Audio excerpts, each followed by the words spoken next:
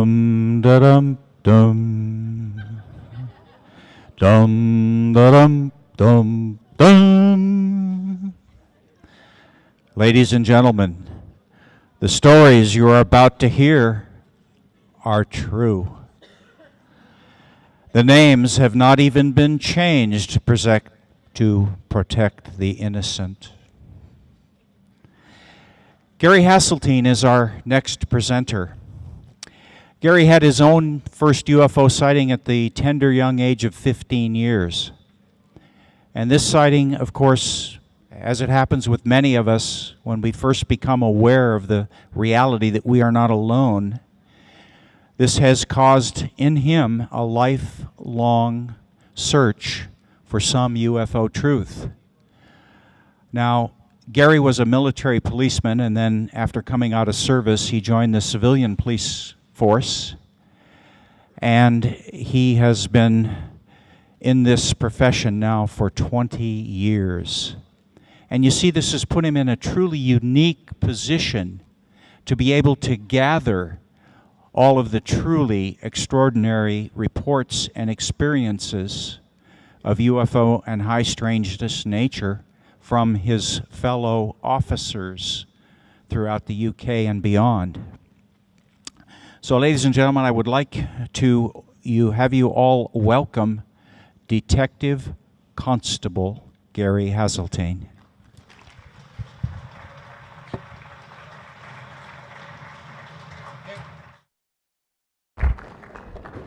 Good afternoon, ladies and gentlemen. My name is Gary Heseltine, and I am a police officer, a serving police officer with an interest, more than an interest, really a lifetime's passion. Now, it's the all-pervading theme of my life, but I am a serving detective in the police. My lecture today will be about British police officer sightings. And this is a result of a database that I created 8 years ago. There is nothing else like it, as far as I'm aware, anywhere in the world. And it's a database for serving and retired British police officers to come forward with their accounts to me. Okay? Now, as you can see on the title there, we have the title, and it runs from 1901. So that means my earliest police sighting in Britain is in 1901, which I will talk about. The lecture will break down into 3 parts. The first part will be a bit about how the database came into being, and then the reason why you're all here is you want to hear about cases. So I'll be dealing with a number of cases that I think are interesting, and I hope you will find them interesting too. And the last one is really how we deal with evidence. Okay, I'm a police officer. It's only right that I tell you a little bit about me if I'm going to talk to you about evidence. I think I know what evidence is because I'm a detective constable. I've been a serving police officer for 20 years. I'm into my 21st year. I am an accredited investigator of serious and complex crime, murder, manslaughter, rape, that kind of thing. Okay, I am also an advanced interviewer of police suspects and witnesses. So if you saw the bank robbery, I might be the guy who sits down with you and tries to get as much description as possible. If you're the rape perpetrator, I might be the guy that interviews you. I'm at the sharp end. I don't want to go any higher. I will not go any higher because I want to stay at the bottom ground where I'm busy. So from an American point of view, I'm the guy who turns up after the guy's just been shot. I'm not the guy who takes over. I'm the guy who deals with the scene initially and then goes out and gets all the statements, goes interviews all the suspects, and eventually puts in a massive file that goes off to somebody else to decide whether he goes to prison or we go to trial, that kind of thing, that kind of analogy. Okay. The clicker has gone, which is not brilliant, so I'm going to have to use my finger and I hope it works. Oh, it does. Right, here we go. That's what I've just told you. Prior to being in the police, I was in the Royal Air Force as a police officer. So in effect, I've got almost 26 years policing experience. Okay, I guess all the people are in this room for a reason. Might be spiritual, because I noticed that a lot of the lecturers go along that sort of line, and metaphysical, that kind of thing, that's fine. I'm very a nuts and bolts kind of person. That's what I specialize in. So for me, the question is there any evidence out there for ET visiting the Earth now? And I look at this subject as a detective. Okay? And perhaps at this point I should point out why I've got an interest. When I was 15 years old in England, in my hometown of Scunthorpe, as a 15-year-old boy, I saw something that I could not explain. And that was, I was walking my then girlfriend home along a long, narrow footpath, and there were gardens on the right, and on my left were my high school sports fields. And we were sort of walking along this footpath right through the middle. There was no street lighting at that time. And basically what happened, it was a balmy summer's evening, stars, not a cloud in the sky. And as we were walking along the path, suddenly we see at about a 60-degree angle a white object, larger than the planes, larger than the stars, moving very slowly and serenely from my right to left. Now we were walking on the path, so if you can imagine I'm going straight ahead. There is all housing in the distance. It's night, probably 8, 9 o'clock at night. All housing on, electricity, etc. We're walking along, the object comes along, no noise. No sooner did it go past us, so then I was behind the flight path. The whole area, the housing, was plunged into a power cut, a grid failure, behind the area of the object. The girl that I was with at the time, rightly or wrongly, immediately became visibly frightened, and she attributed the light with causing some kind of power failure. We kept watching very slowly. A second power cut. This predates close encounters, so nobody can accuse me of being biased by that. It was heading in the direction of my home, very slowly. At the time, I was pushing my bicycle. We were walking along, pushing the bike. I said, get on the bike. I'm going to drop you off, and I'm going to see if I can take a shortcut and get ahead of this light, because it's moving very slowly, just gliding along. So that's what I did. I got to the end of the alleyway, dropped her at her house, which was literally at the end of the alleyway, and it was in darkness. Bye-bye, onto the bike, pedal like mad, took the shortcut, and ended up with a situation where I'm coming from darkness with the object now over my right shoulder, and I am ahead of this object. It's there, I'm here, racing like mad, so I'm into the light. I go from darkness into the light. The object is over my right shoulder, heading in the direction of my home. I dash around the corner, literally, drop the bike at the front of the house. I rush into my parents. I say, come outside, please. There's a light, and I think it's going to cause a power cut. And they were having like a cup of tea, as British people do, and they're going, what? As you would do. They don't come out with me, but it gives me just enough time to race through the hall, through the kitchen, out through the back door into the back garden. I then turn and look back at the house and watch the object come over my rooftop. It's by this time much higher. It's now like a little star, like a little satellite, but it's the same object, and it's coming to there, and I put my arm up, and no sooner did it go past me, guess what happened? Power cut, entire area. Now it's at that point there, if it wasn't the first time that it triggered it, certainly how could I predict to the very second, from a second geographical position, where there would be a power cut? And the obvious answer is I can't. That light in some way must have interacted with the power grid. And that's what stemmed my interest. Didn't know what it was, still don't. Nothing in the papers. We weren't on the phone at the time. Who do you ring? People have these problems all the time when they see things. So that's where my basic interest stems from. A childhood sighting that creates the interest.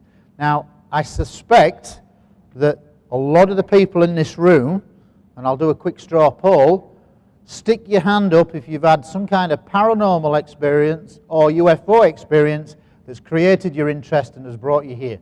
Hands up in the air if you have. I would say that's a pretty fair number. So you do what most people do. If you've had some kind of experience, you ask questions. Where do I go? Is there anybody else who's seen this kind of thing? I had no interest in this subject whatsoever. Didn't even know anything about flying saucers, never read anything, nothing at all. But of course, when you have an experience like that, and we're talking 1975 when I was 15, there wasn't a lot of things I could actually do. We weren't in the DVD, we weren't even in the VHS era. We were basically second-hand books. So that's what all I could do in England, is go to my local bookshop, are there any books? And sure enough, there was a little section on flying saucers and UFOs. And fortunately, the first book I ever bought was by Major Donald Kehoe. I'm sure those of you who are UFO interested in this subject, I don't think Hynek is the father of ufology. I think Kehoe, for me, is, because he was consistent right from the off. His pals were saying to him, these are pilots, this is happening, and he tried to get the word out. So for me, he is the father of ufology. I read his book, and sure enough, in the book, it's talked about a power grid failure. And I thought, what? Yes, something I could relate to. But basically, beyond that, there was nothing. There was nothing else I could do. There was no TVs, no videos, nothing. So for a long time after that, nothing happened. I went away and had a life. And I'm actually going to move this forward quite a lot, because in 90 minutes, I know you come here to read about cases, not for me to talk. Yeah? So we will get to the cases. So that's created my interest.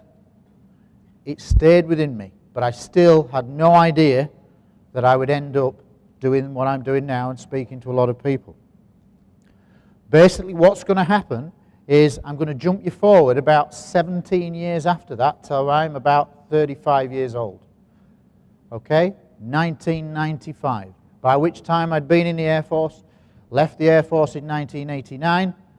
I was then a police officer of 6 years. I was then a detective by 2 years at that point.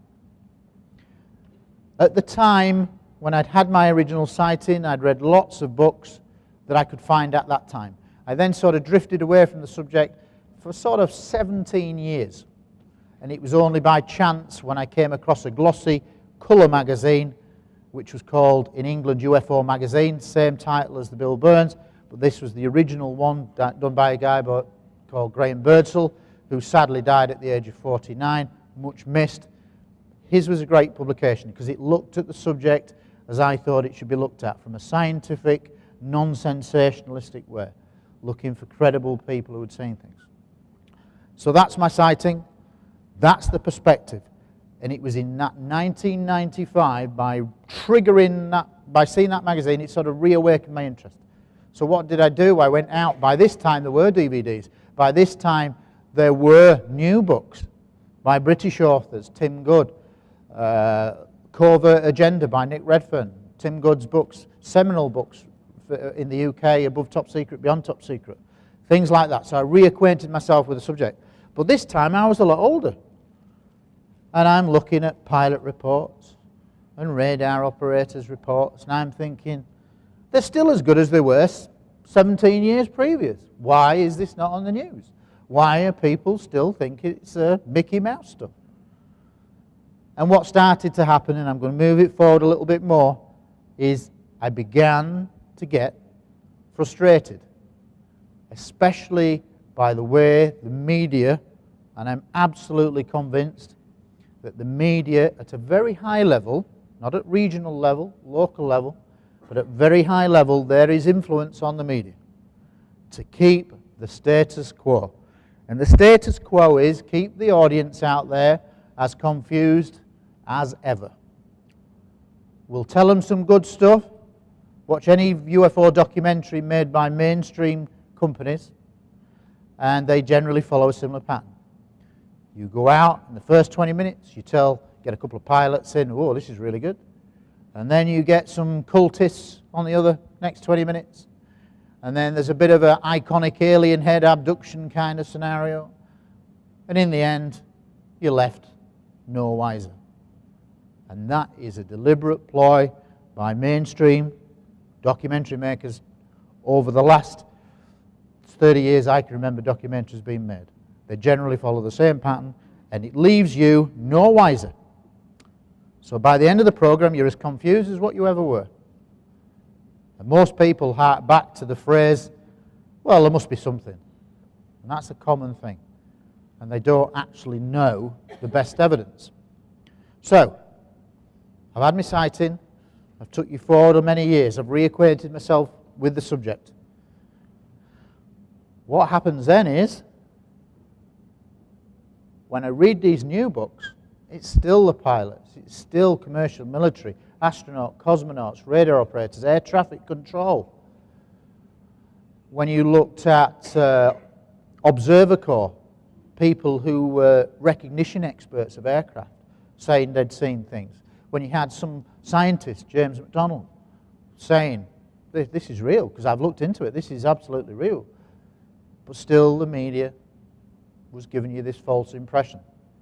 So, I determined, and I'm not here to knock a member of the public at all, because in my 8 years of research, members of the public come to me all the time, and they've come up with some great sightings. But unfortunately, and this is the key, unfortunately, to the media that controls the way this subject is portrayed, short of a member of the public bringing in a dead alien and putting it on the stage and saying, there you are, proof, which none of us have, a member of the public's case doesn't really rate with the media whatsoever. So how can I try to change things? How does my interest manifest itself that I can try to influence other people, to reach a wider audience? And I think the only way I can attack the media is by looking at what I call high caliber witness categories. Because to the media, not to me, but to the media, they will listen to police officers. They will listen to what an astronaut says or what a general says, because they've got rank. They're in a senior position. That's the way it works.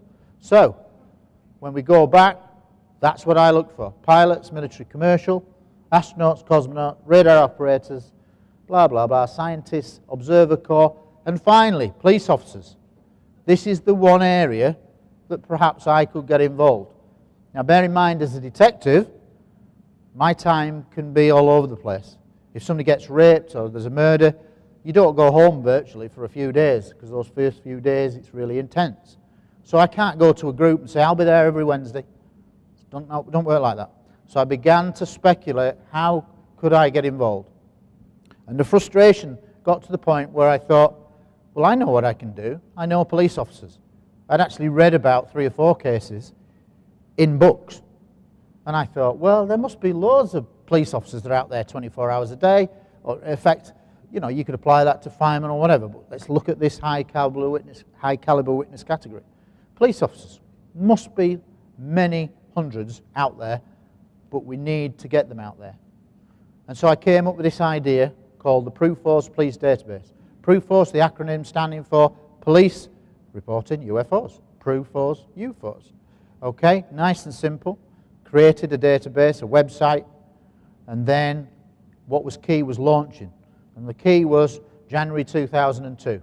I had the idea. I went to this Graham Birdsall at UFO magazine and said, look, I've had this idea. Will you let me write an article? I'd never written an article in my life. He says, yes, it's a good idea. Okay, write the article. So I wrote the article, and sure enough, he allowed it to be printed, and right from the off, 1 or 2 retired officers started to, it wasn't a flood, but a couple of officers contacted me within days with stories that were hitherto unknown. So that proved to me that there was some validity to what I was trying to do.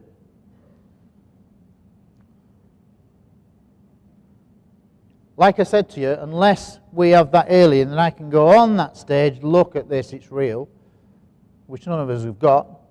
There are many researchers out there, but none of us have got it. If we did, it'd be nice. But we haven't. But as a police officer, you don't have to prove a murder with the gun or the knife if you can prove that all the other little pieces of the jigsaw fit. And this is called a circumstantial case. So this is what UFOs and belief in UFOs is all about. Putting a good circumstantial case together. Enough pieces of the jigsaw to create a highly compelling view that these things are real. Okay. So there's my basic definition, basically. Enough pieces of the jigsaw, we can create a compelling view. Conclusions.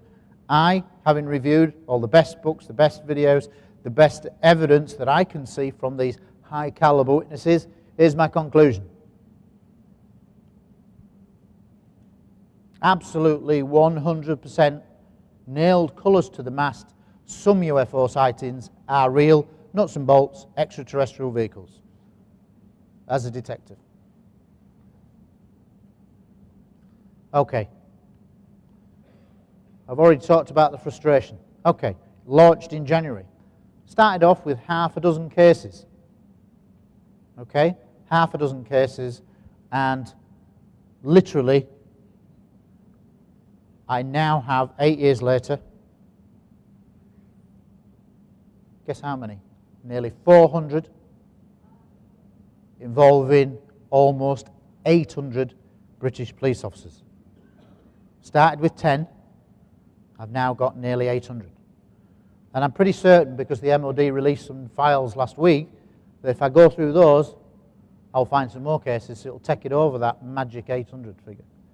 So literally, year by year, basically 40 cases a year, 100 officers each per year. Now that's just in England. Think of how many there would be in America if there were a similar organisation, and the size of this country. I suspect there would be many, many thousands. Cases for on duty, off duty. Okay, this is in January 2002. I'd come up with this idea. Now our force had its own intranet for hobbies. Cycling, jogging, martial arts, UFOs. I put it on there, and of course I got what I expected. This is what I got. Beam me up, Scotty. My inspector's an alien. Work. Nanu, I wonder where that's come from. And take me to your leader. You just have to have that one. That was the initial response I had from my colleagues. They thought I was crazy. Okay? But funnily enough, I expected that. Because I don't know if there are any police officers in this room, but police officers have a sort of a weird kind of sense of humour. And we're always messing about with each other and having this, what we would call in England, a banter. Okay? So, I expected that. A week later, guess what? You get somebody who's an ex-air traffic in my force, sends me a little email. I've seen something. Can I have a little chat? So it did work. Okay? I expected the hilarity, but beyond that, the real story started to come forward. Okay. As we're going to go into the cases very shortly, the majority of the cases that I'll go through, it's a highlight. I can't show you nearly 400 cases. We'll be here all day, much as I'd like to bore you to death. But right, so the majority will be on-duty cases. There will be 3 off-duty cases, and it says cases, there were 3, but I'm going to talk about one case that I consider got away from me. Oh, it was frustrating. I've talked about that I'm a 100% believer. I have to mention this now because we have to, after 60 years of basic research on this subject, there are some pretty basic things that we can establish from research. The most common shapes that are seen, the disc, the spheres, the cigar, the triangle. There are many others, weird and wonderful, but they're the most common. So when we now start looking at police cases that I'm going to go through, keep those in the back of your mind, and let's see how often they're repeated. Okay? After 60 years, there are genuine flight characteristics with genuine UFOs. When I say genuine UFOs, I mean ET. The ability to stop and hover in complete silence. The ability to make right-angle turns. The ability to make instant acceleration, instant deceleration. The ability to make vertical ascent and descent. These kind of things. And when people go, no, it's only stealth, it isn't stealth. We can't do it now. We couldn't do it then when we go and review these cases from the 50s, 60s, 70s, 80s. These aircraft that are normally 15 years ahead would have been out by now. They aren't. We still can't do it.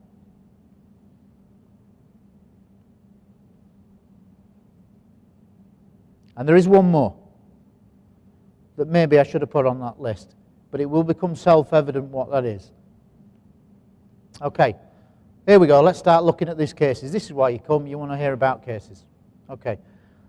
First one, 1901. It's an old newspaper clipping. Can I prove it? No. Was it UFO, ET? Who knows? But let's look at these characteristics. Two officers walking the beat in the winter, as you do. They suddenly become aware of a green glow around them. They look up, they see what they describe as a cigar-shaped object which tapers at each end. 1901, there is no noise.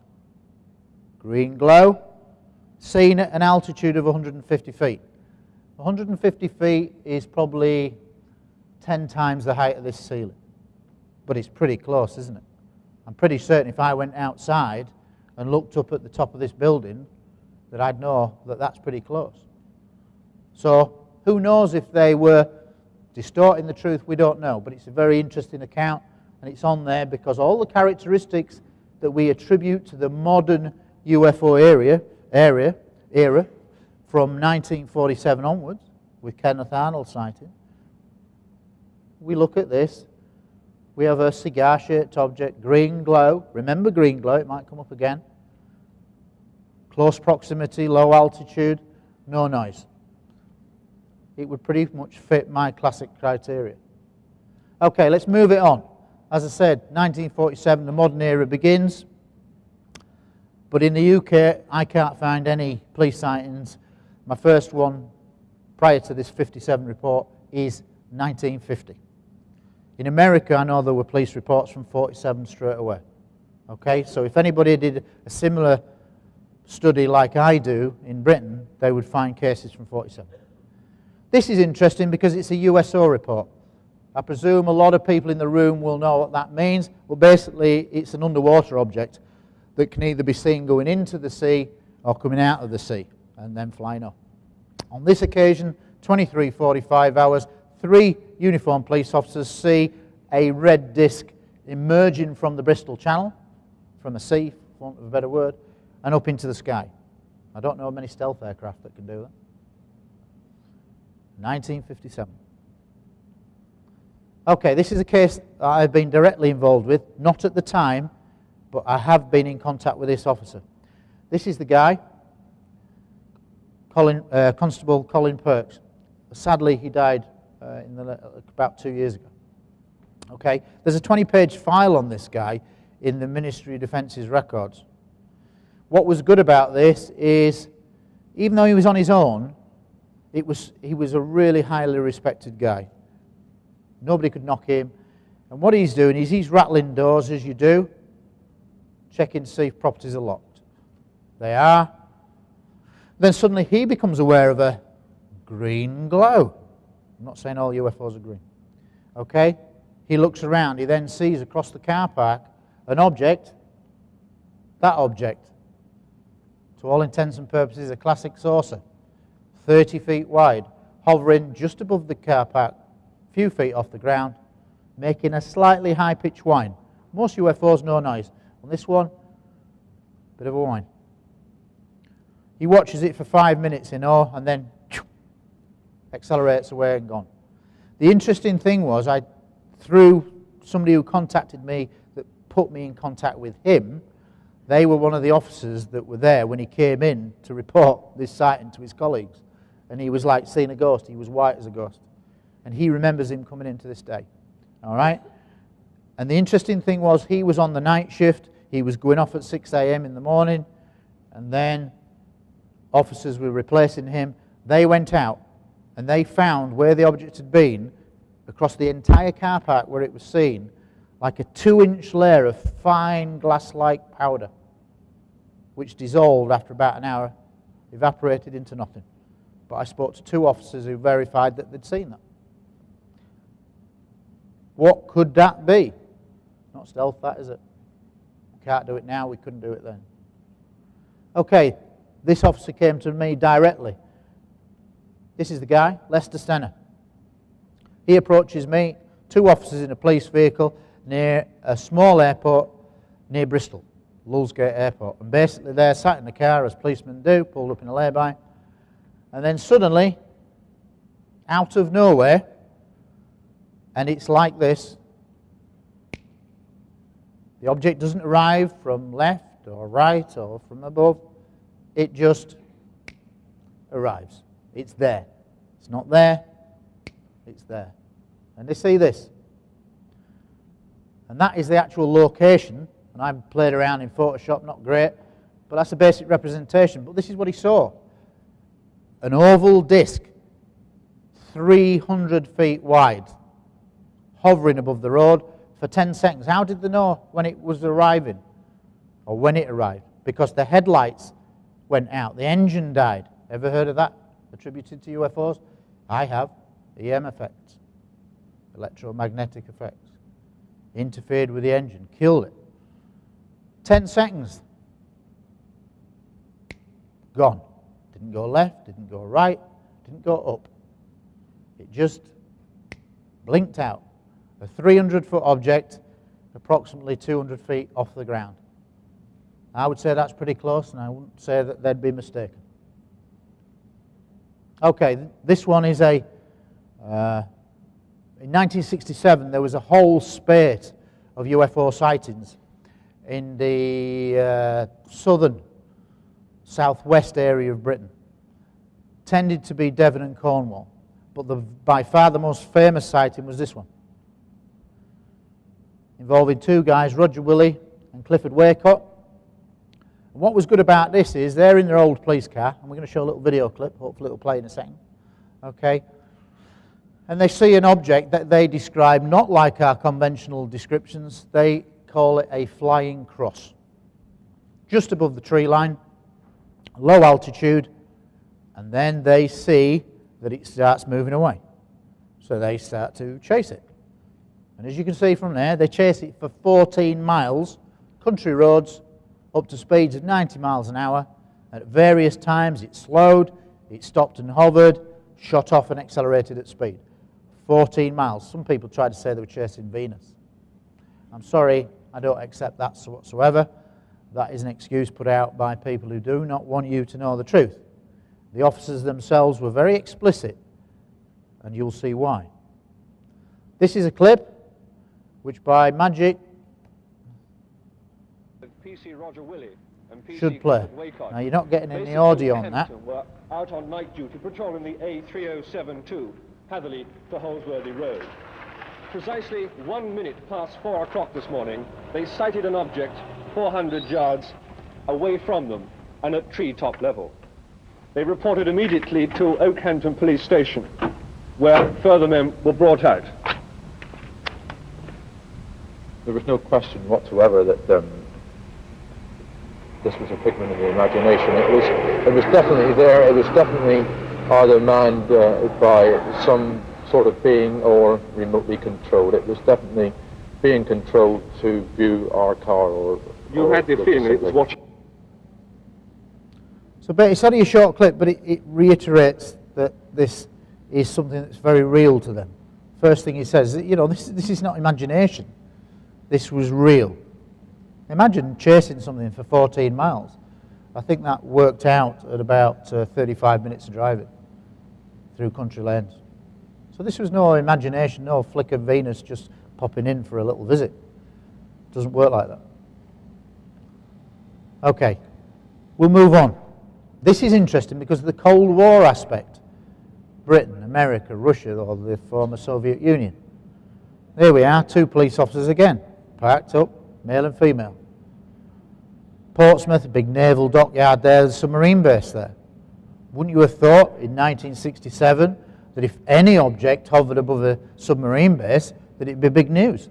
Well, they saw it, stops and hovers above the base for 5 minutes in total silence, and then gone. Not stealthy in 1967. There was no blackbird that could stop and hover like that. Okay, next case came to me directly. 1969, PC Trevor Blower. He sees this. What's interesting about this one is he gets warned about it.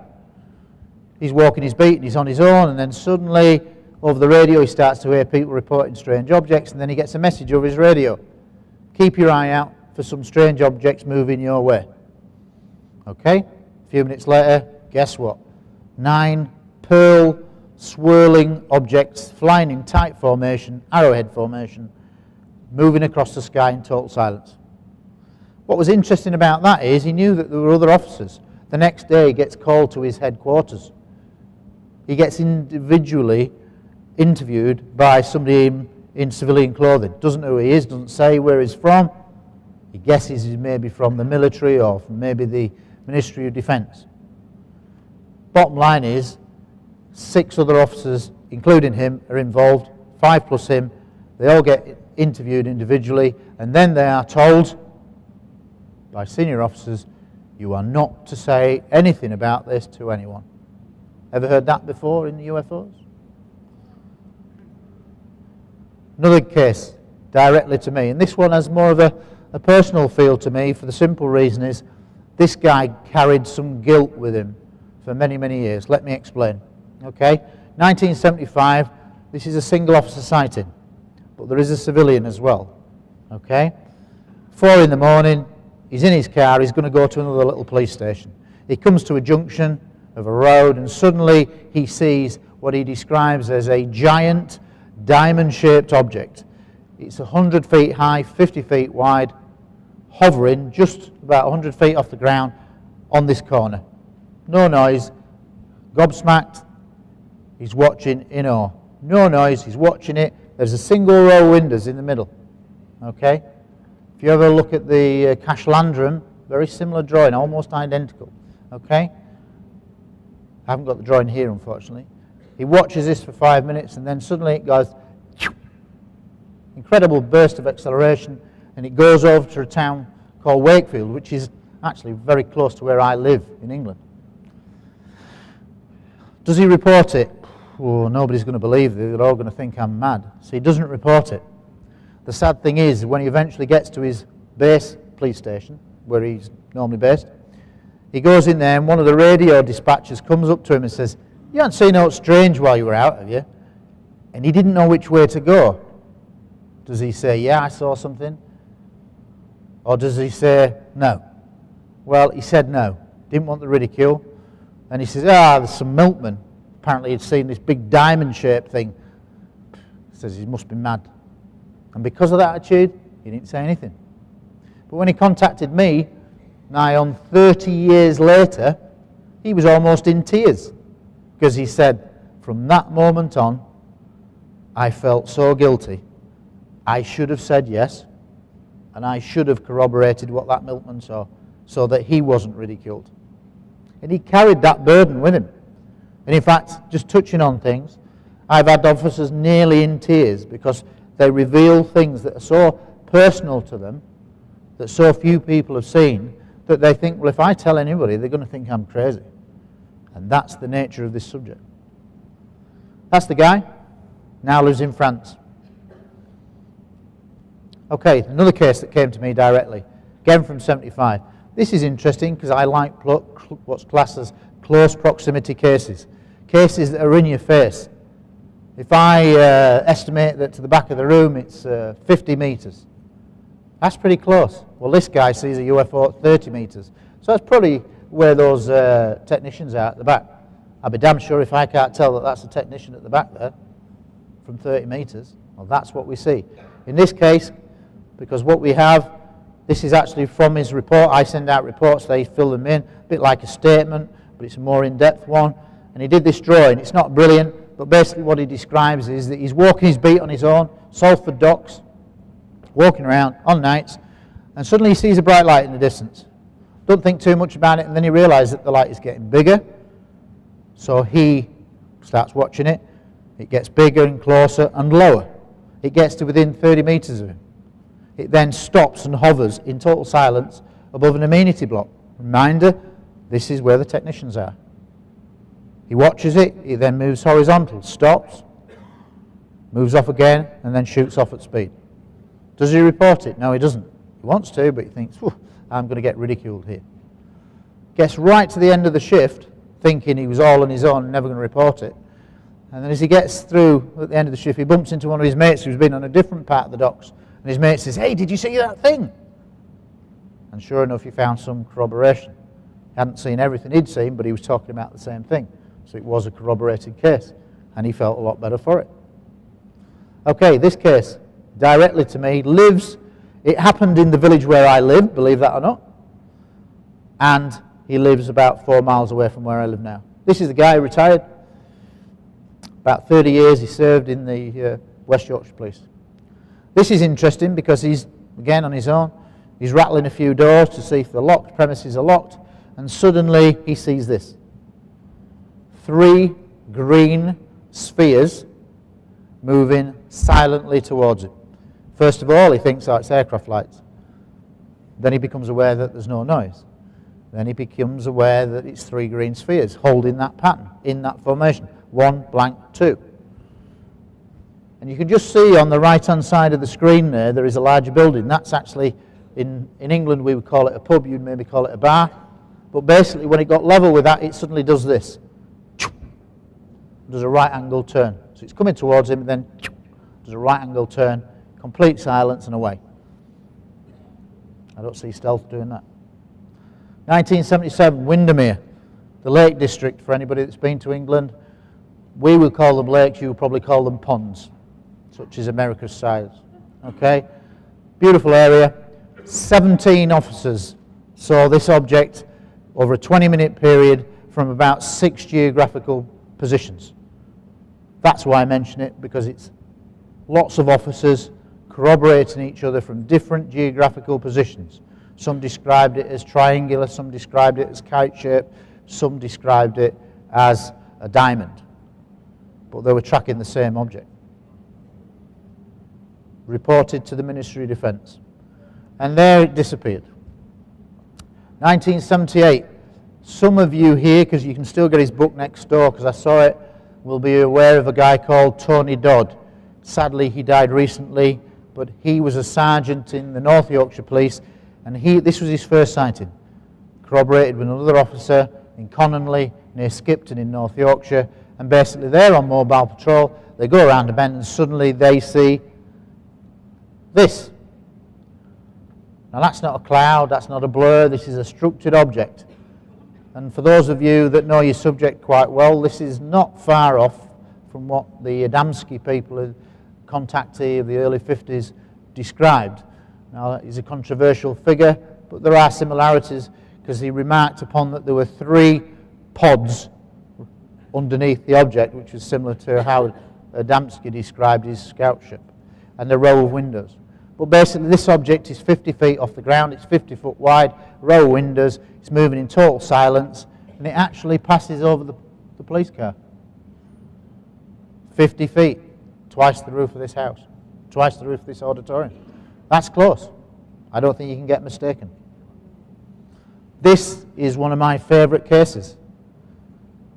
And it's one of my favourite because if you was to describe it, it's almost like War of the Worlds kind of thing.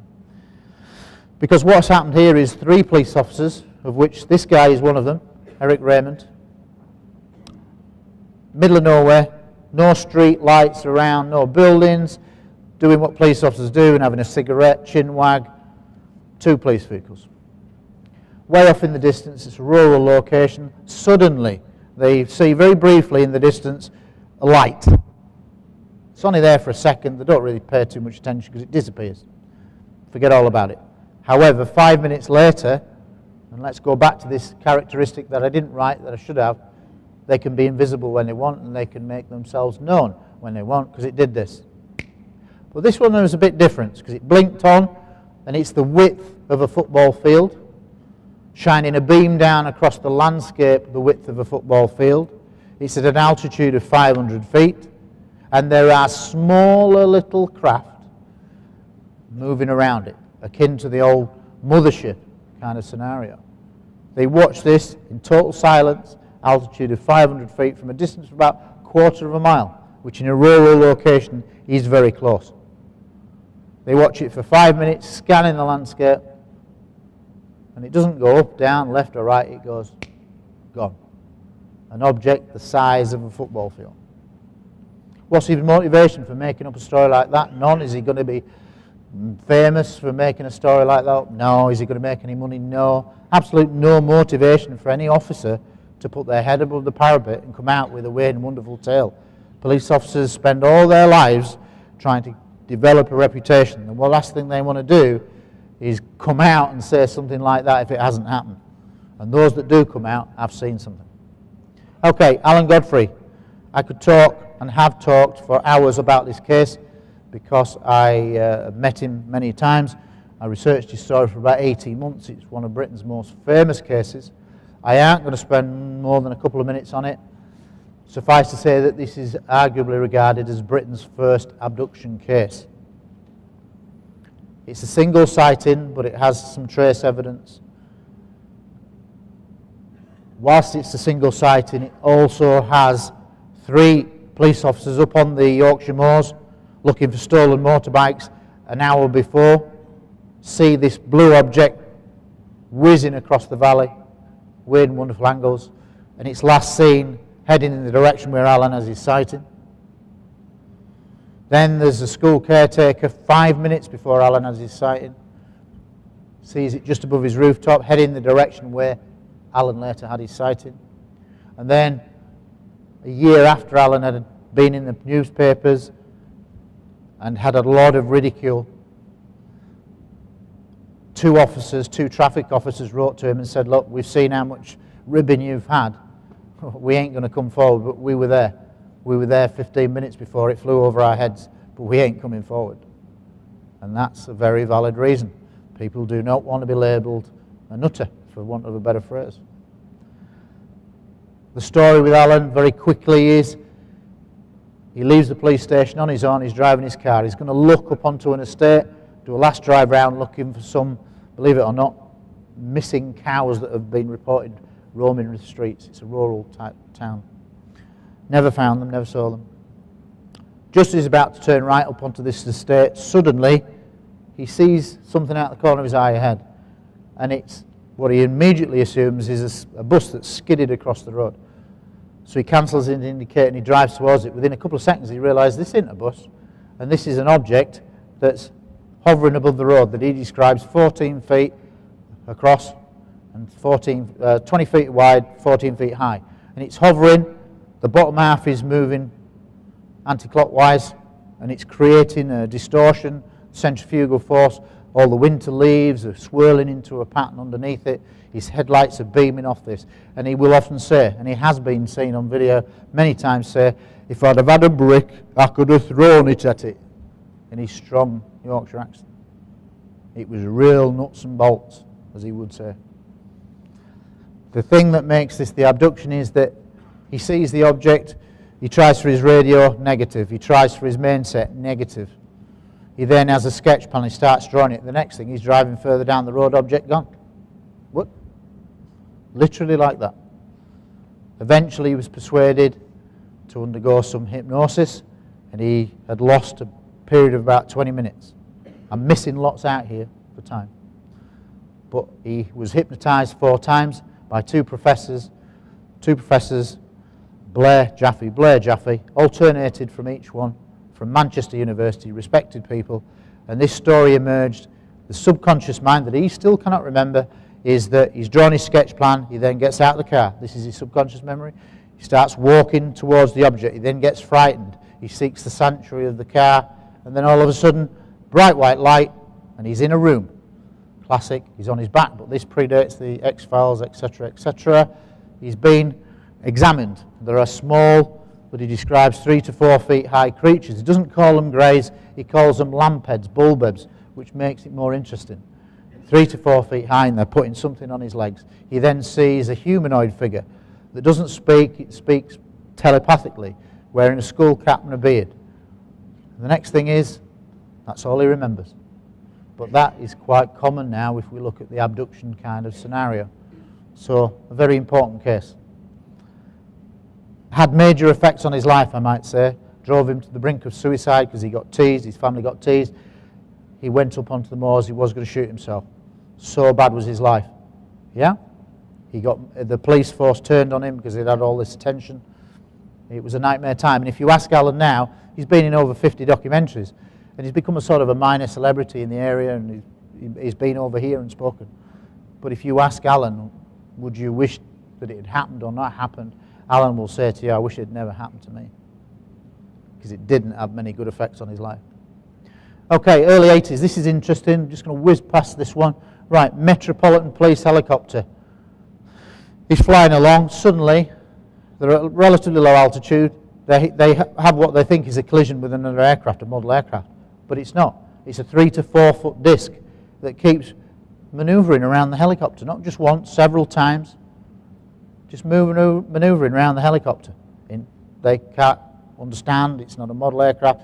It's manoeuvring around. It then goes down to the ground. And then suddenly they see it go vertical up into the air. Gone. At high speed. Okay, this case, direct to me. This is Stanley Osborne. He was a traffic officer. All they do is go up and down, pulling people on motorways, basically. Or your highways. And basically they're pulled over in a lay-by, him and his colleague. They've got the windows down, it's early hours in the morning, and then suddenly they see a 30-foot missile, literally missile-shaped object, on the other side of the carriageway. So literally where that wall is, just go total silence, about 30 feet off the ground, 30 foot long. Try explaining that one. This one's interesting because this is a radar confirm case.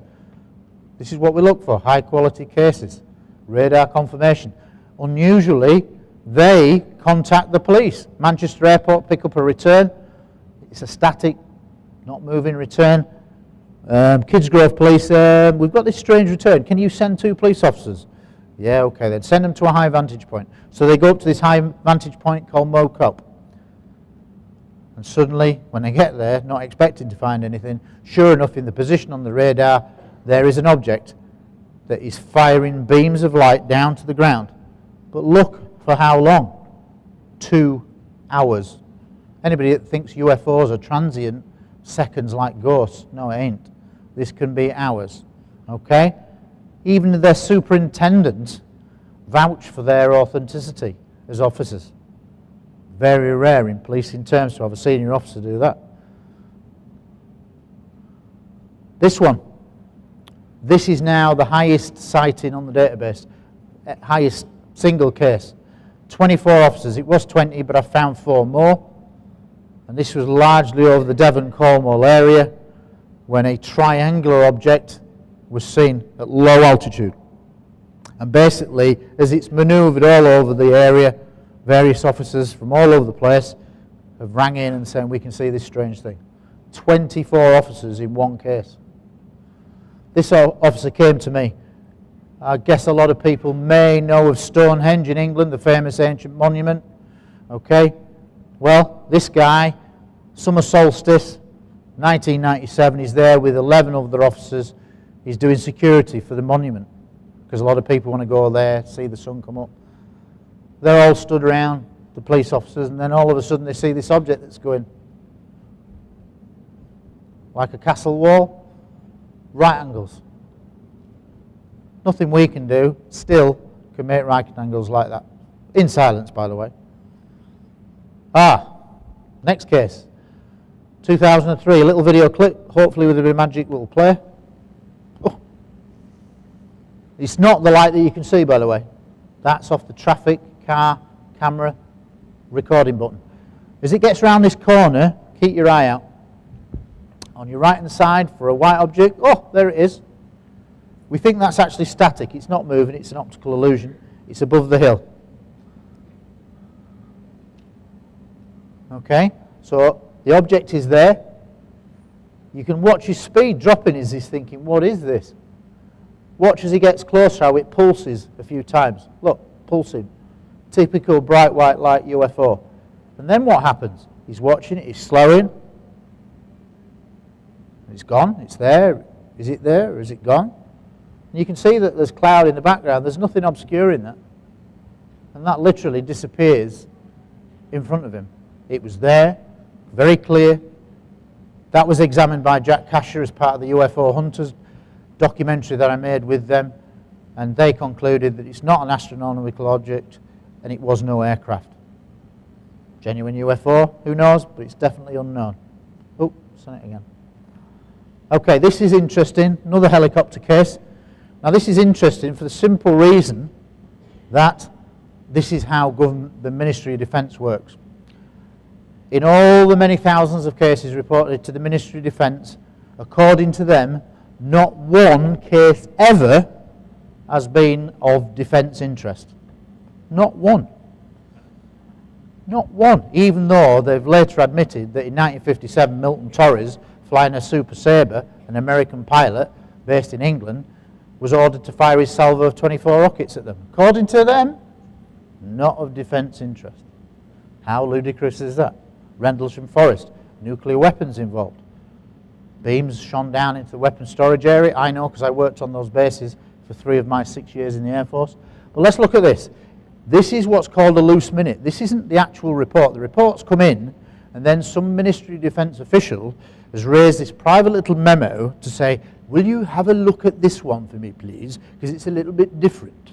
And it's a helicopter that's basically seen the sighting, corroborated.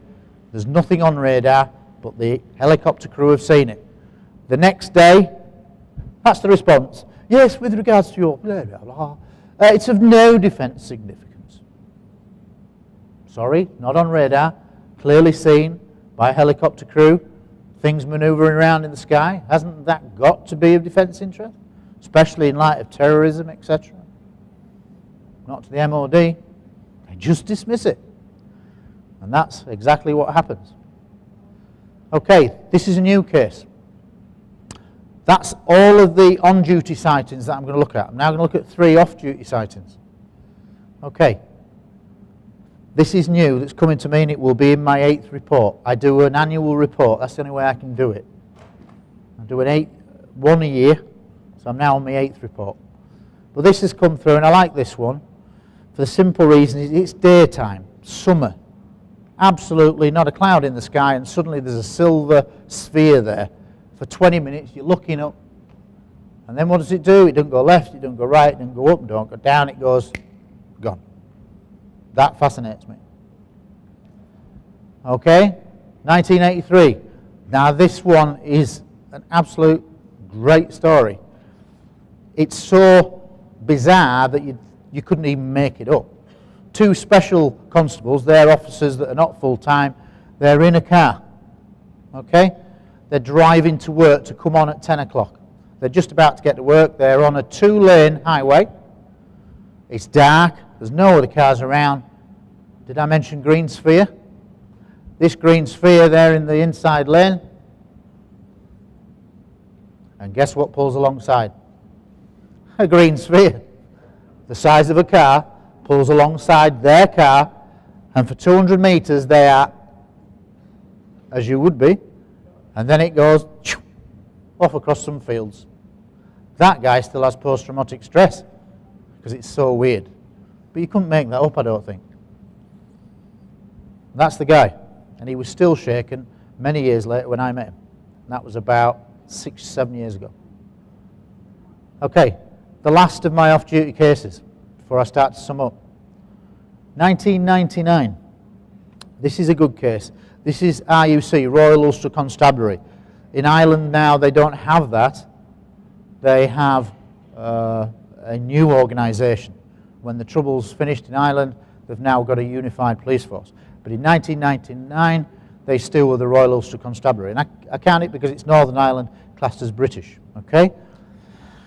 This is interesting because if you can imagine you're out with your wife, driving along, and suddenly you go around a bend, and then suddenly there is a large, bright light hovering 300 feet over the ground, and it's huge.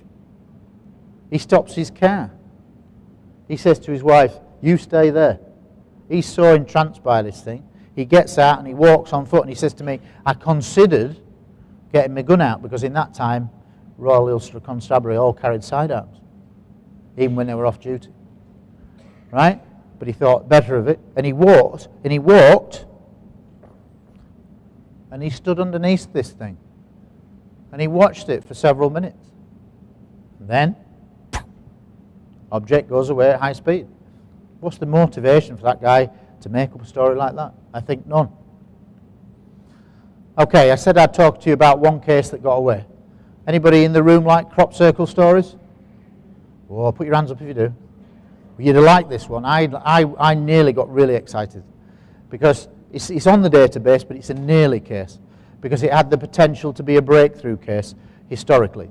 Because what happened was a police officer with about 10 years service contacted me and said, my sergeant's just told me the most amazing story, but he's really reluctant to talk about it. I said, well, what is it? Well, it's about crop circle. I said, well, tell me what the story is.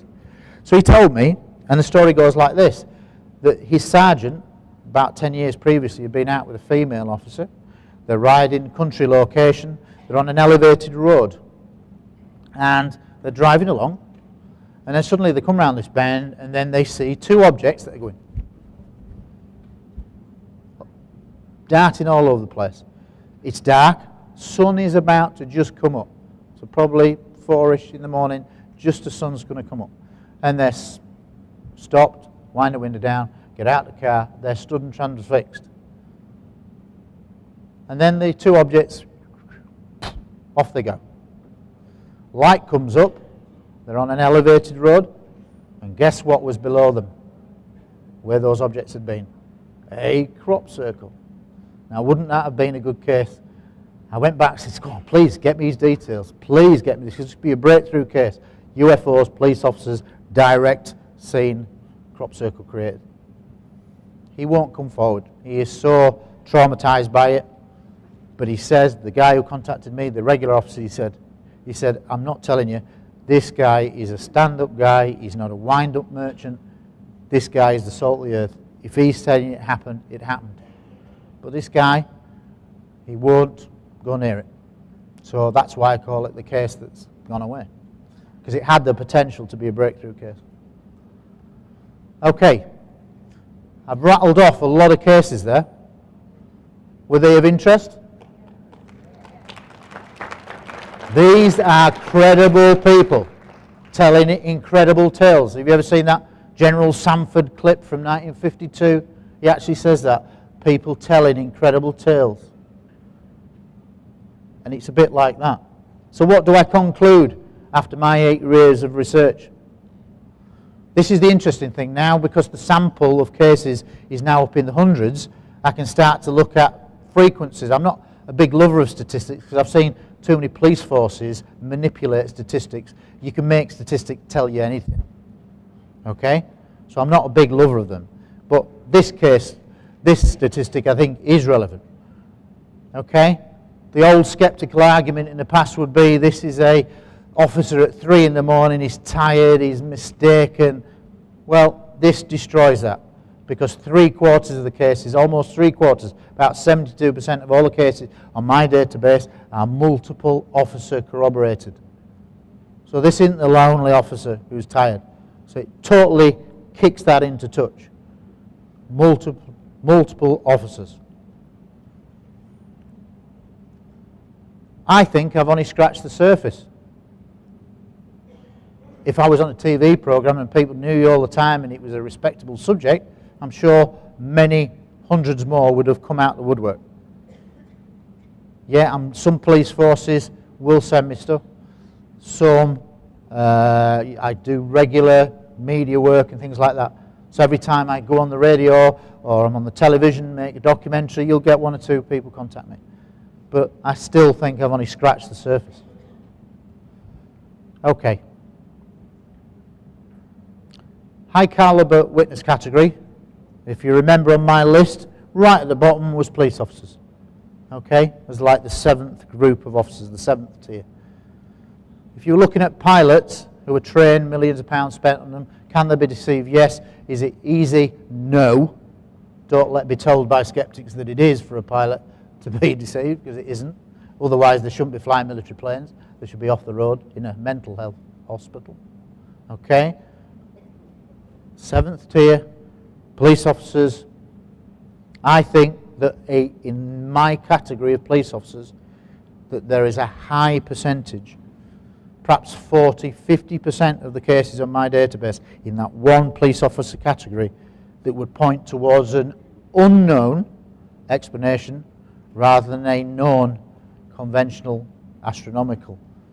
Now, the accepted phrase that we always have is, and virtually every researcher does it, 95% of everything is turns out. I broadly agree with that, but not in these high caliber witness categories.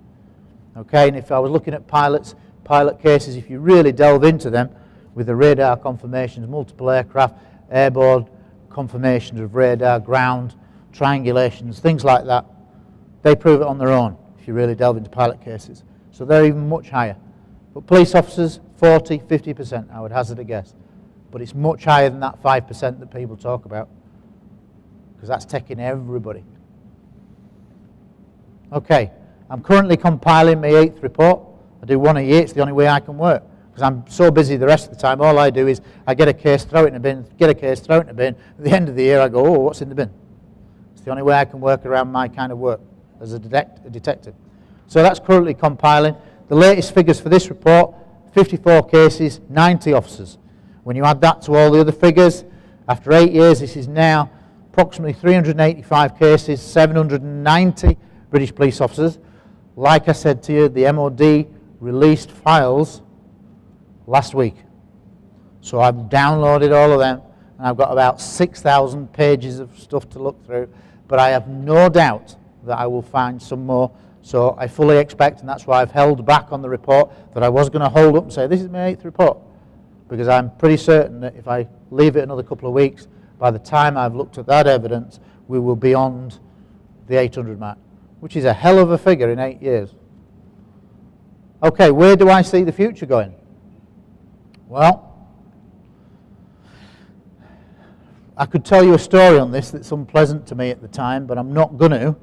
But I have wrote to 38 chief constables at the moment about the MOD's position that they've suddenly, in the UK, they suddenly said, we're not collecting UFO reports anymore from the public. Okay, so what are you going to do with them? Well, we're not interested, says the MOD. So I wrote a letter to 38, and there are actually 43 chief constables about this, asking them to forward. You're going to get the cases, they happen year in, year out. Last year there was over 650 from all around Britain, public, etc., etc. Some of those cases are going to come to your force. What are you going to do with them? So I've asked them to redirect them to me. A lot of forces are actively looking at that now. But of course you then go into data protection issues and things like that. So that's still ongoing. Okay, there is no other database like this anywhere in the world as far as I'm aware, studying police officers. In theory, it could be replicated anywhere. I know that there are some police officers who got involved in UFO stuff and research for MUFON and etc., etc. If they launched one in the USA, I suspect within a few years you'd have thousands of police officers. And I really think it should happen. Why do I think it should happen? It's because it's the way we deal with evidence. And that brings me on to what I think about evidence. I'm not having a go at the public. The public see great things. In all the time of my 8 years, I can't think of one member of the public, maybe one or two, who have been a bit crazy, but the majority, well-meaning people affected by things that they've seen. Very genuine. So people are seeing things all the time, but unfortunately the media don't give a monkeys about the public. So we have to try to fight this bias in some way. So my way is the high caliber witness categories. So in those areas, we should have organizations in every country for pilots, UFOs, astronauts, cosmonauts, organization. We should have radar operators, agency in every country. And in these high caliber witness areas, we could really, within a few years, within 10 years, we'd have such a body of evidence, it would be unstoppable. But we don't, and it would require a lot of agreement. And unfortunately, within the UFO community, in my time of being an active researcher and watching the subject over a long time, that's what I have to conclude. I believe that our approach as a world UFO community is fragmented. We're all over the place.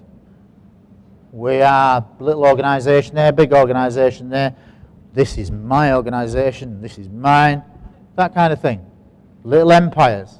We have to get away from that if we really want to try and change perceptions. My opinion, I might be wrong, but I think we have to say, let's put our cards on the table and work for one common aim. How can we get our message, not to the people in this room? I am not trying to reach the people in this room, because the mere fact that you are here means that you've got an interest. I really am not trying to reach the people in this room. I'm trying to reach the people out in those gaming slot machines who don't have a clue about the subject. But if this subject was portrayed in the right way, then maybe a few of those people would leave the slot machines and just come through here and watch and learn, if we got our act together. We need to be consistent in our approach to evidence. It's inconsistent. I've had this idea, it's probably laughable, but it's my idea, that basically we should have in these high caliber witness categories, every country, we've got pilots, every radar operators, and the best cases, the corroborated cases, the trace evidence cases, the landing cases where there are soil samples taken, where there are mutilation cases that we've got vets doing reports and saying this is very strange. All these kind of things. It's all part of the umbrella. We should create one place and send all our best evidence to it. And instead of like a bank where we till money, we have our best evidence bank where we deal in cases, our best evidence cases. And why would we do that? Because when the press come up to us and say, is there anything to this? Which they do, even though they can watch the lecture, they'll still say to you, is there anything to it? And that's what it's like. So we should then go, here you go, best evidence, go see the bank, the evidential bank, wherever that may be, organisation. And that way, we could direct anybody, and all researchers could say, you've got a question, you go to the bank, take it to the bank. Yeah? And in one place, we'd have the very best of all the things around the world. Take it to the bank. Okay, now it says it's the end there, but it's not. And if I'm right, have I still got 15 minutes? Yes. Thank you, there was a voice in the darkness. Right, that's the end of the presentation, and I'm quite pleased about that. I've speeded up a little bit, because it's not the end of the story, because there are lots of things that we could do out there. The fact that you are here means you're interested, but I bet you know lots of other people who can't have enough interest to come to a thing like this, but they're interested enough to say, well, actually, when I was on the farm many years ago, I saw this. And these stories are there all the time, literally week in, week out. Okay. I'm just going to put this out here because I've got 14 minutes before I get shot. Okay? You can either have a question and answer for 14 minutes, if I can hear you, or if people have heard about Rendlesham Forest in England, a very famous case involving American airmen and a guy called Colonel Holt, I will tell you about 10 minutes of that if you want. Okay. All right, are we going Rendlesham Forest? Okay. Is that what we're saying? Right. And Rendlesham Forest. I met Colonel Holt. Just put your hands up if you are familiar with a case involving, oh, that's good. Oh, I like it. This, all right, I'm preaching to the half-converted then. Right, okay.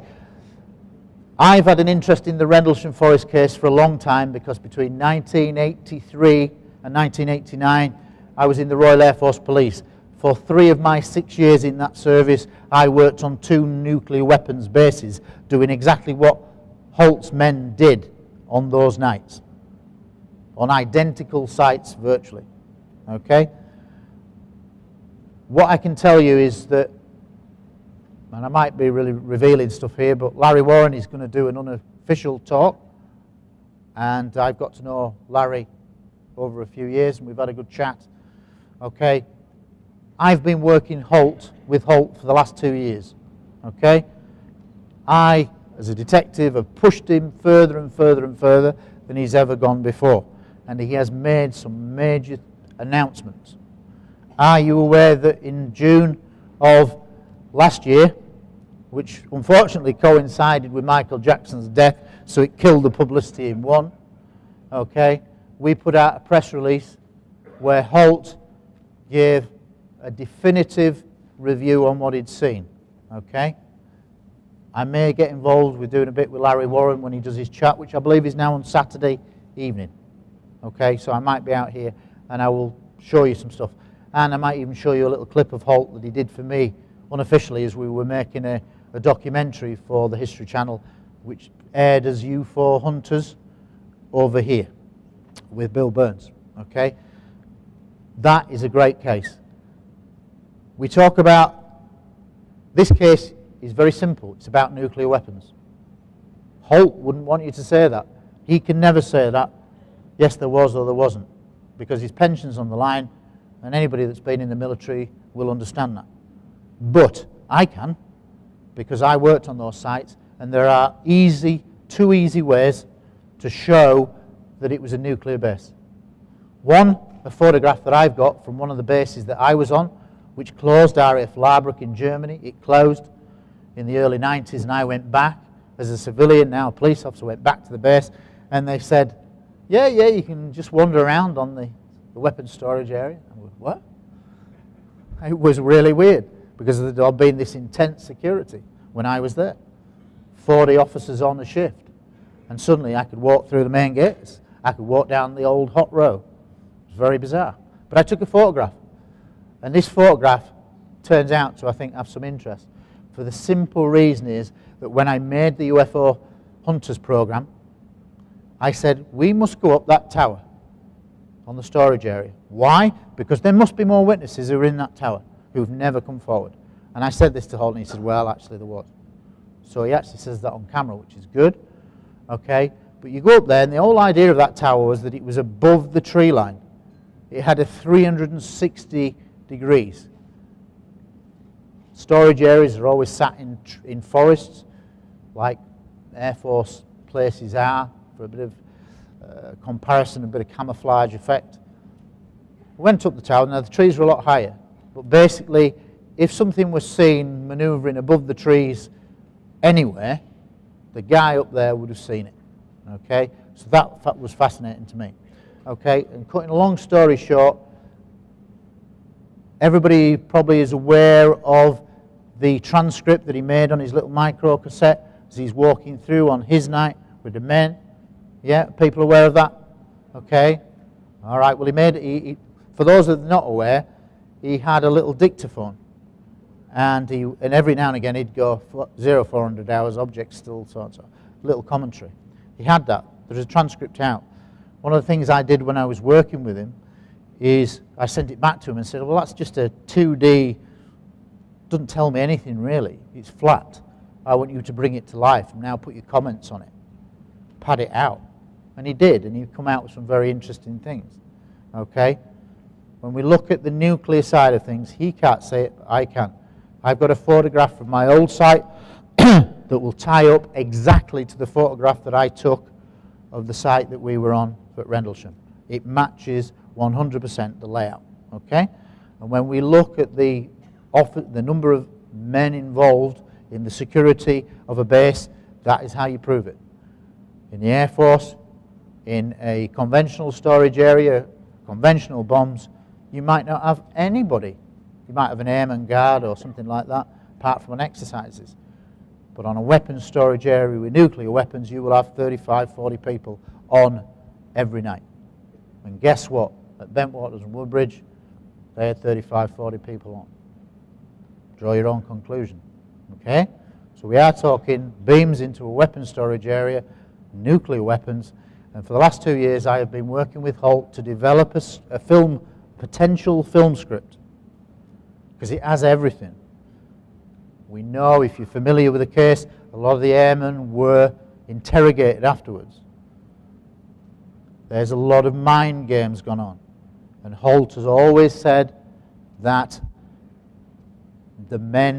some of the men were manipulated, and I absolutely believe that. And there is a controversial third night that might be the second night. The Larry Warren that talks about is a controversial figure within the subject, but it's absolutely vital to the story. And really, there's been talk about a reunion, things like that, because it'd be the 30th anniversary. I understand that one of those reunions has fallen through, but what I'd really like to do, having got really close to Holt for the last 2 years, is to get all of the people, however peripheral, who were there in the base, put them in a locked room, no members of the public there, and have a big referee match. Such is the confusion about what's gone on some of the nights. And this is all down to the media, to the way that the special forces, government began to play mind control, to set officer against officer. And you'd have to say it's worked really well. But on its own, the case is still a fantastic case. And hopefully, if Larry will allow me, I'll show you some of those things, and I'll show you some clips and the photographs, etc., etc. Okay? You've been a great audience. I'm going to finish 5 minutes early. This is not him. Thank you very much for your time.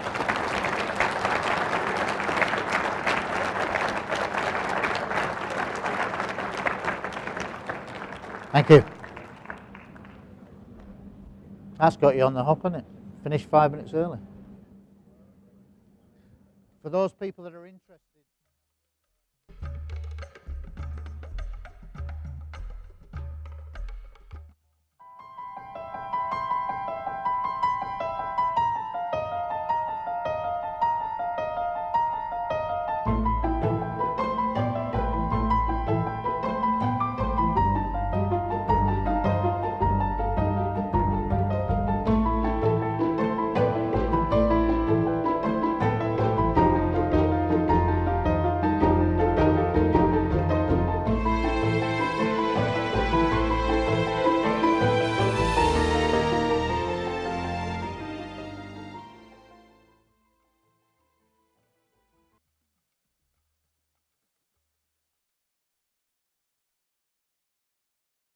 It does.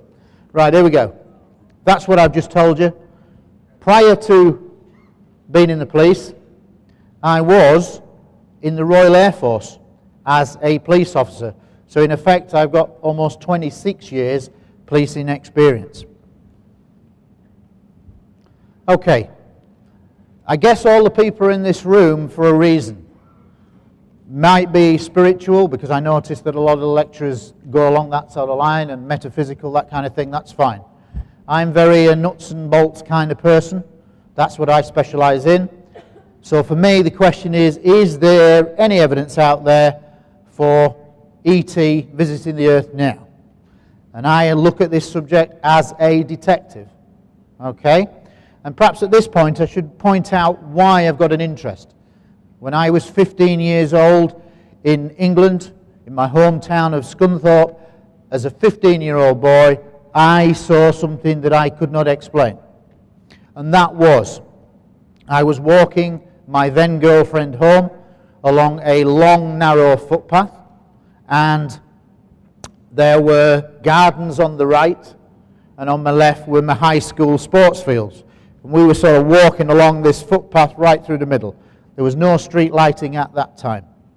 And basically what happened, it was a balmy summer's evening, stars, not a cloud in the sky.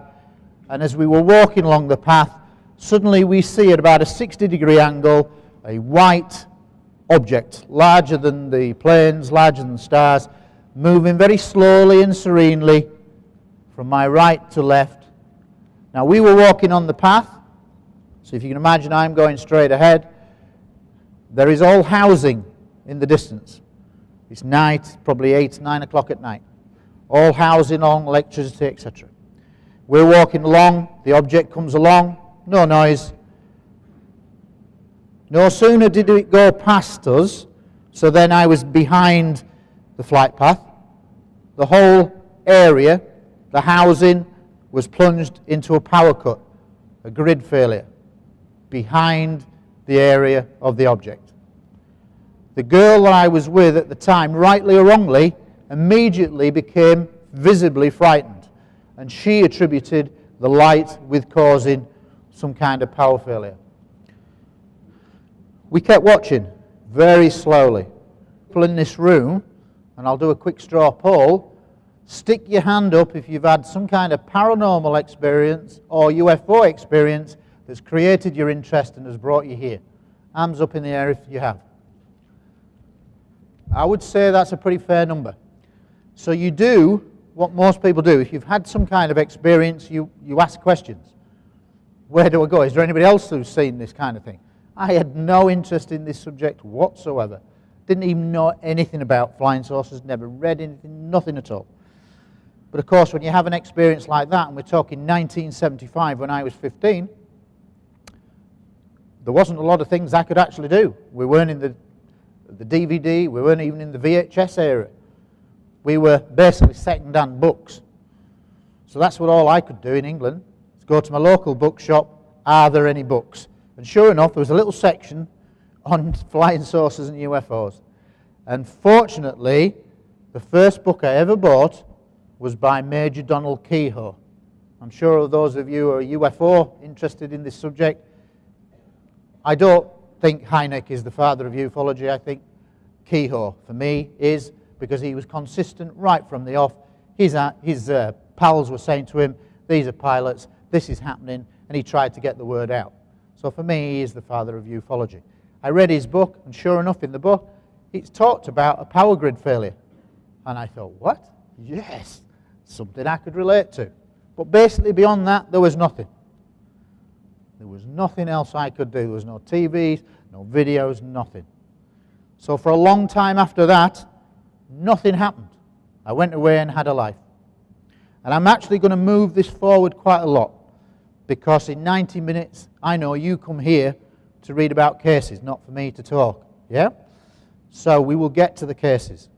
So that's created my interest. It stayed within me, but I still had no idea that I would end up doing what I'm doing now and speaking to a lot of people.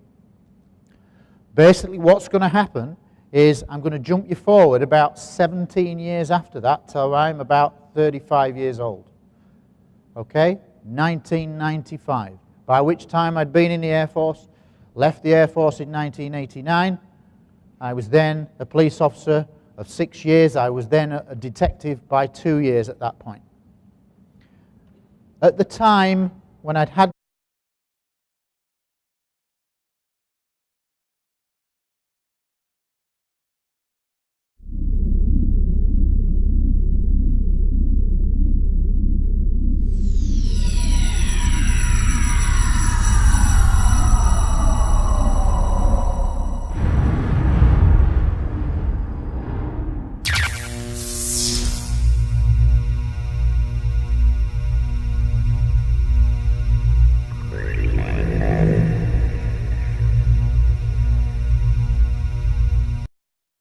Dum da dum dum.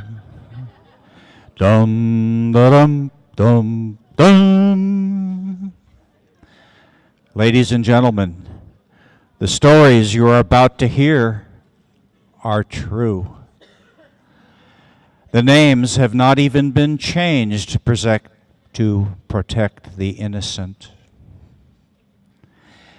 Gary Heseltine is our next presenter. Gary had his own first UFO sighting at the tender young age of 15 years. And this sighting, of course, as it happens with many of us, when we first become aware of the reality that we are not alone, this has caused in him a lifelong search for some UFO truth. Now, Gary was a military policeman, and then after coming out of service, he joined the civilian police force, and he has been in this profession now for 20 years. And you see, this has put him in a truly unique position to be able to gather all of the truly extraordinary reports and experiences of UFO and high strangeness nature from his fellow officers throughout the UK and beyond. So, ladies and gentlemen, I would like to have you all welcome Detective Constable Gary Heseltine.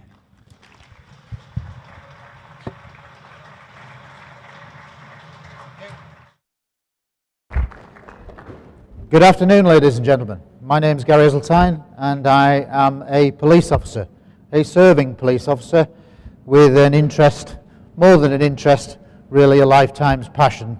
Now, it's the all-pervading theme of my life. A second power cut. This predates close encounters, so nobody can accuse me of being biased by that. It was heading in the direction of my home, very slowly. At the time, I was pushing my bicycle. We were walking along, pushing the bike. I said, get on the bike.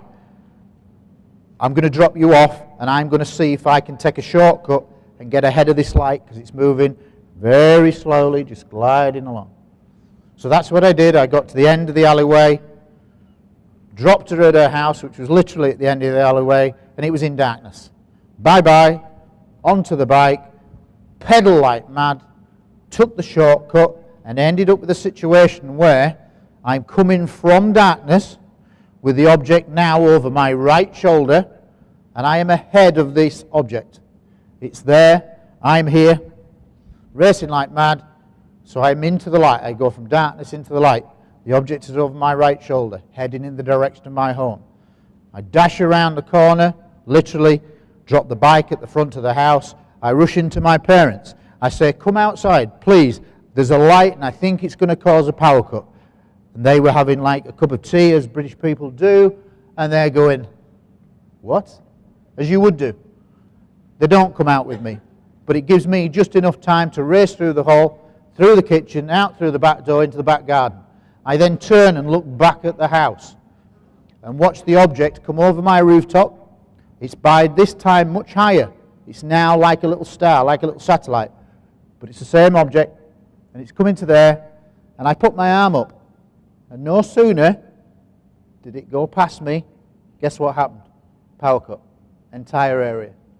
Now, it's at that point there, if it wasn't the first time that it triggered it, certainly how could I predict to the very second, from a second geographical position, where there would be a power cut? And the obvious answer is I can't. That light, in some way, must have interacted with the power grid. And that's what stemmed my interest. Didn't know what it was, still don't. Nothing in the papers. We weren't on the phone at the time. Who do you ring? People have these problems all the time when they see things. So that's where my basic interest stems from. A childhood sighting that creates the interest. Now, I suspect that a lot of the people, but I am a serving detective in the police. My lecture today will be about British police officer sightings.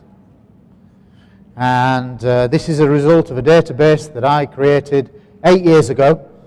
There is nothing else like it, as far as I'm aware, anywhere in the world. And it's a database for serving and retired British police officers to come forward with their accounts to me. Okay? Now, as you can see on the title there, we have the title, and it runs from 1901. So that means my earliest police sighting in Britain is in 1901, which I will talk about. The lecture will break down into 3 parts. The first part will be a bit about how the database came into being.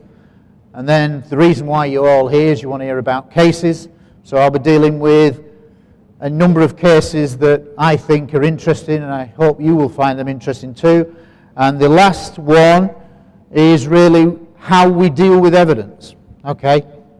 I'm a police officer. It's only right that I tell you a little bit about me if I'm going to talk to you about evidence. I think I know what evidence is because I'm a detective constable. I've been a serving police officer for 20 years. I'm into my 21st year. I am an accredited investigator of serious and complex crime, murder, manslaughter, rape, that kind of thing. Okay, I am also an advanced interviewer of police suspects and witnesses. So if you saw the bank robbery, I might be the guy who sits down with you and tries to get as much description as possible. If you're the rape perpetrator, I might be the guy that interviews you. I'm at the sharp end. I don't want to go any higher. I will not go any higher because I want to stay at the bottom ground where I'm busy. So from an American point of view, I'm the guy who turns up after the guy's just been shot. I'm not the guy who takes over. I'm the guy who deals with the scene initially and then goes out and gets all the statements, goes interviews all the suspects, and eventually puts in a massive file that goes off to somebody else to decide whether he goes to prison or we go to trial, that kind of thing, that kind of analogy. Okay. The clicker has gone, which is not brilliant, so I'm going to have to use my finger and I hope it works. Oh,